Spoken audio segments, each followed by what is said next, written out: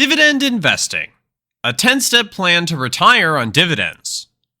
What are dividends and how do they work? First, let's sum up the basics of dividend investing to get you up to speed if you're new to investing. These basics will help you for the rest of your life. A dividend is what a company pays its investors as a reward for holding its shares. Let's understand it with an easy example. You have $100. You and 19 other people give $100 to a company called Bananas Inc. to do business. Banana now has $100 times 20 equaling $2,000 as capital. This is called equity. You own 1/20th of Banana because you paid 1/20th of its equity share capital. Banana uses this $2,000 and does business. At the end of the year, Banana made a profit of $500. It decides to save $100 from this profit and distribute the remaining $400 to its investors like you. Since you own 1/20th of Banana, you get $20. This is what's called a dividend. In the end, you paid $100 and you got $20 as a reward for it.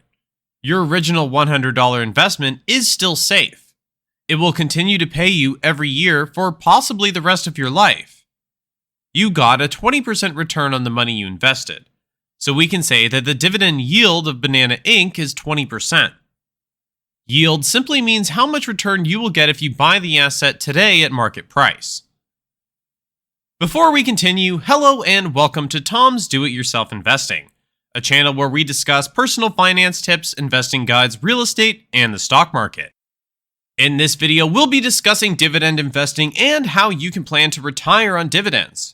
If you haven't subscribed yet, make sure to subscribe, like, and hit the bell icon. Now that the basics of dividends are clear, let's get into more detail. Why dividend investing? What are the pros and cons? To oversimplify, our goal with dividend investing is to keep giving companies money from every paycheck. Companies will use it to earn profit, we get a percentage of that profit, and we use that money to get even more shares and earn even more profit. By continuing to do this, we will have enough money to buy a boat or whatever we want. Dividend investing is far from perfect. You have to understand the prerequisites before getting started. Number 1. Equity is riskier than debt. Equity will always be riskier than debt. It will remain like this because a company will borrow money as a loan, use it to do business and make a profit. Then use part of the profit to pay back the debt and keep the rest. Thus, debt will have a lower risk and lower return.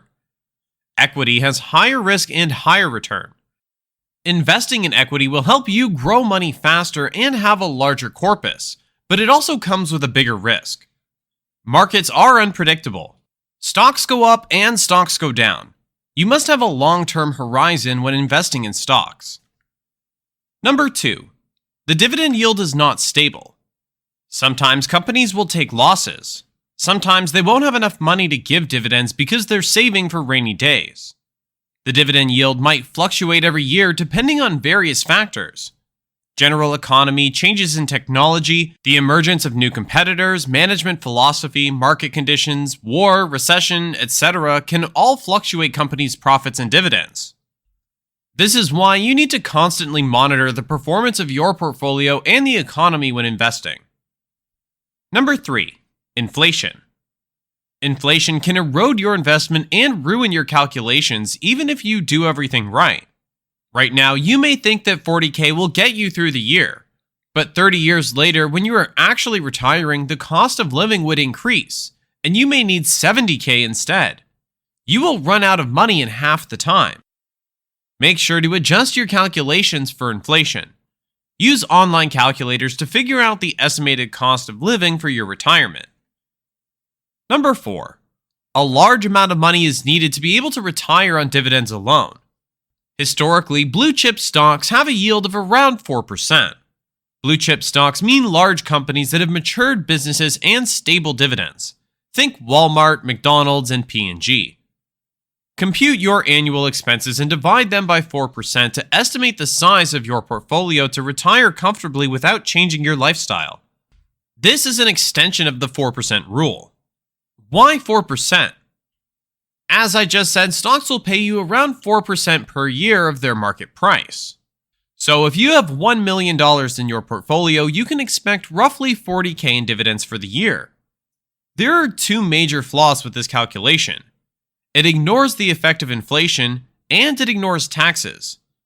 So what you can do instead is Google Retirement Calculator, and once you find out your annual expenses, not total, divide by 6% instead. Do it after this video. Example, consider when you and your spouse are 70 and need $50,000 annually to live. You can have close to $800,000 in investments to live without sacrificing your lifestyle. Having retirement savings of $800,000 is no easy task, but it is certainly possible. We've laid down the steps to help you navigate this world. Here is the 10-step plan to retire on dividends. Number 1. Start early. You've heard a million times that starting early is very, very important, but let me put it in numbers. Suppose you're 20 and you start investing $10,000 every year for 10 years, and then you stop investing forever. You have invested a total of $100,000 by the time you're 30. When you retire, this will be worth $3.2 million, assuming 10% annual return. Assuming everything else to be the same, if you start at 30 and invest $10,000 every year for 30 years, when you retire at 60, you will have invested $300,000, and your total amount will be $1.7 million. Still a great return, but worse than the first one. Starting 10 years earlier gave you double the amount of money even though you only invested 1/3 the amount. You can check the table if you think it's too good to be true. If you missed the 20s train, it's okay. Start today. Today is the best day to get started. Time is your greatest ally in investing. Number 2. Alternate source of income to live on. Get a job or a source of income. Get paid, save some of your expenses, and invest everything else into dividend stocks. Monthly SIPs work best for most people with a day job. The income from dividends will be marginal in the early years. It won't be able to support you. You need to constantly put in more capital every chance you get. Never withdrawing anything from this account, no matter how much you want to. This money belongs to future you. Be thrifty and frugal. The more you invest, the faster your money will grow. Number 3. Pick the right asset mix. Risky stocks offer a high dividend yield. Stocks that have fallen a lot have a high yield. Do not get tempted and chase the higher return. Think about the risk too. You're planning for your retirement. If you take risky bets and it doesn't pan out, you can end up on the street. On the other hand, if you play it too safe, you won't be able to save enough money by your retirement and still end up on the street. Balance the risk and reward.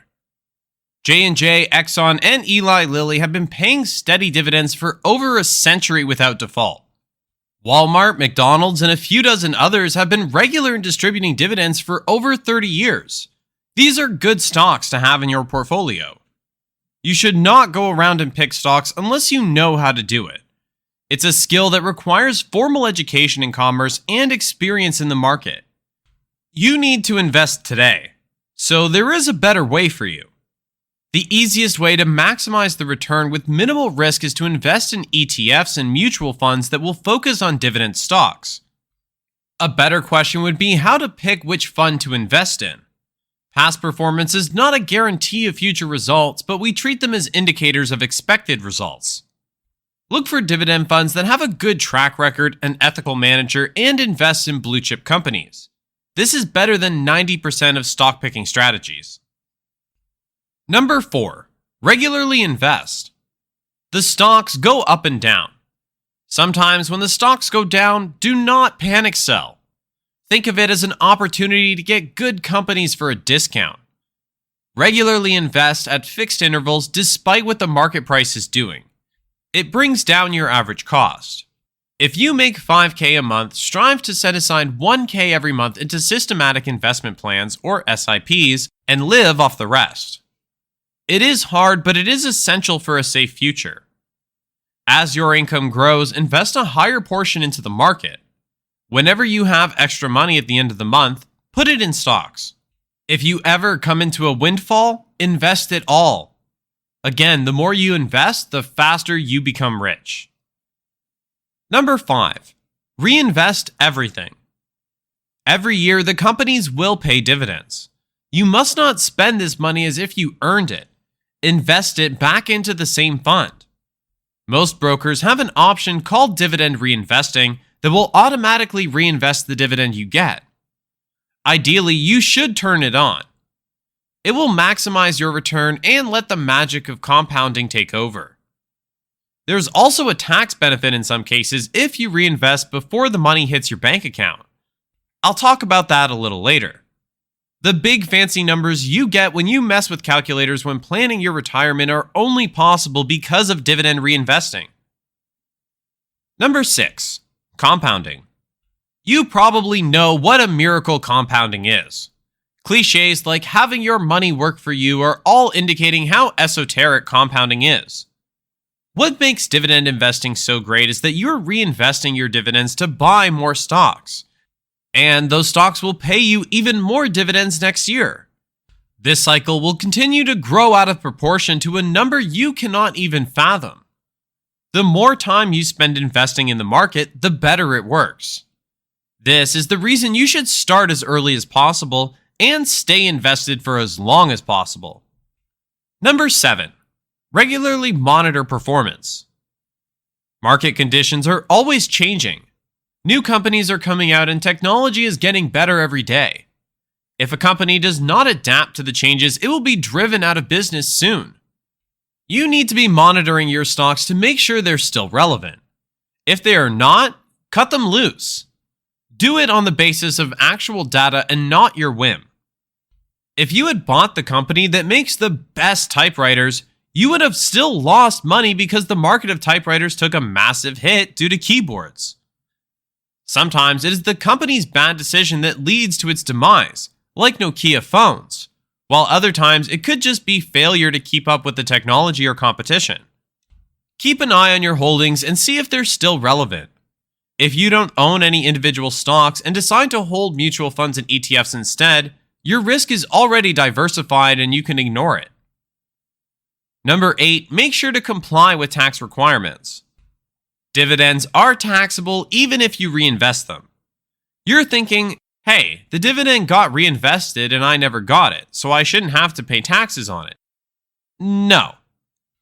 Legally, it's considered that you got the dividend in your hands and you invested it. This example only applies to non-qualified dividends. Qualified dividends are different. They are considered unrealized capital assets, so taxes won't accrue till you actually get paid in cash. What are qualified and non-qualified investments? You'll need to open the tax code because if I start explaining that, we'll both die out of boredom.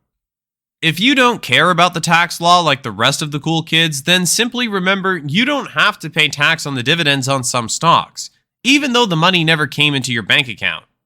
Your accountant will do it. Don't worry. Number 9. Follow the 4% rule to withdraw. Once you finally retire, you can expect to withdraw about 4% of your fund every year for living expenses. If you saved up $1 million, you can withdraw $40,000. Spend whatever you need to and let the rest of it compound. Next year, your balance will grow back to $1 million or a little less, and your money will ideally last forever. Practically, your fund will last your entire life, even if not forever, if you can save enough money and withdraw cautiously. Number 10. Leave a will to avoid disputes for your estate. Before you die, add that to your to-do list. We've laid down for you a 10-step plan to retire in dividends, and now it's just a matter of keeping up with the plan. Dividend investing is a long-term strategy and requires patience. Did this video help educate you and equip you with the right mindset to get started? Let us know in the comments below. If you have any questions, do not hesitate to ask them, and I will get back to you. If you haven't subscribed yet, make sure to subscribe and hit the bell icon. If you found this video helpful, give it a thumbs up, and don't forget to share the knowledge with those who might find it useful. I will be back with more videos. Until then, take care and stay tuned.